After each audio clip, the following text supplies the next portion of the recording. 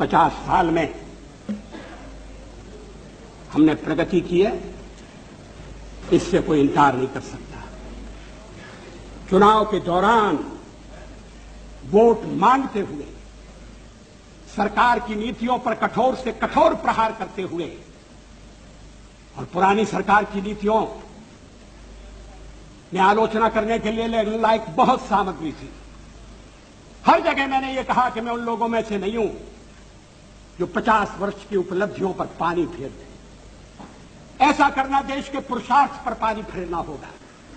ऐसा करना देश के किसान के साथ अन्याय करना होगा, मजदूर के साथ जाति करनी होगी, आम आदमी के साथ भी वो अच्छा व्यवहार नहीं होगा। जो सवाल आज मन में उठता है और उठना चाहिए,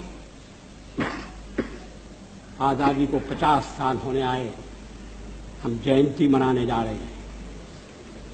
आज देश की स्थिति क्या है? हम पिछड़ क्यों गए?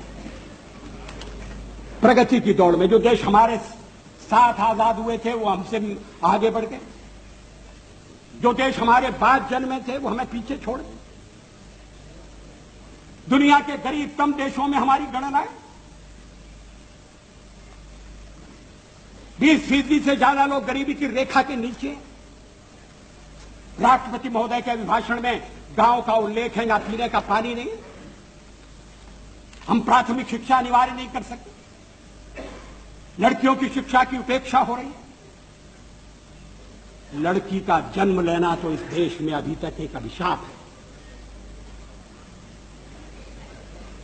क्या सरकारी कदम उठाकर समाज में जागृति पैदा करके, क्या सब लोगों को जुटाकर, ये तो ऐसा काम है जिसमें कोई दलबंदी के लिए स्थान नहीं।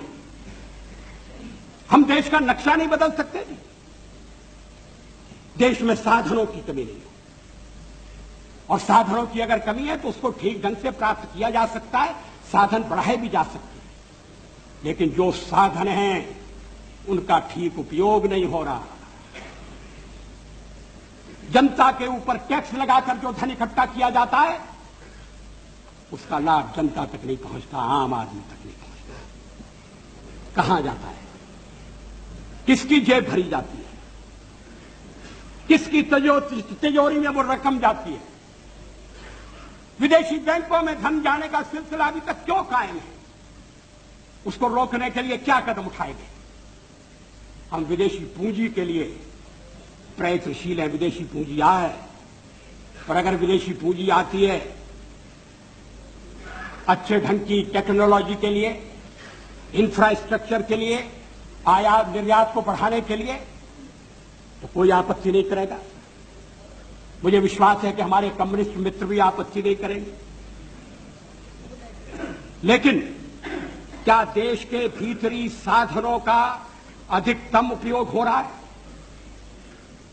क्या यह सच नहीं है कि भ्रष्टाचार एक राष्ट्रीय रोग बन गया है? मुझे याद है स्वर्गीय राजीव गांधी ने एक भाषण में कहा था कि मैं दिल्ली से 1 रुपया भेजता हूं, मगर जहां रुपया भेजता हूं वहां पहुंचते पहुंचते 19 पैसे रह जाते। मैंने उनसे कहा कि ये चमत्कार कैसे होता है? वो हंसकर कहने लगे कि जब रुपया चलता है तो घिसता है। रुपया घिसता है, हाथ में लगता है, जेब में जाता है, छोटा हो रहा है। रुपए को पहचानना मुश्किल है। रुपया अंतर्ध्यान हो सकता है। ये देश के सिक्के की स्थिति अच्छी नहीं है।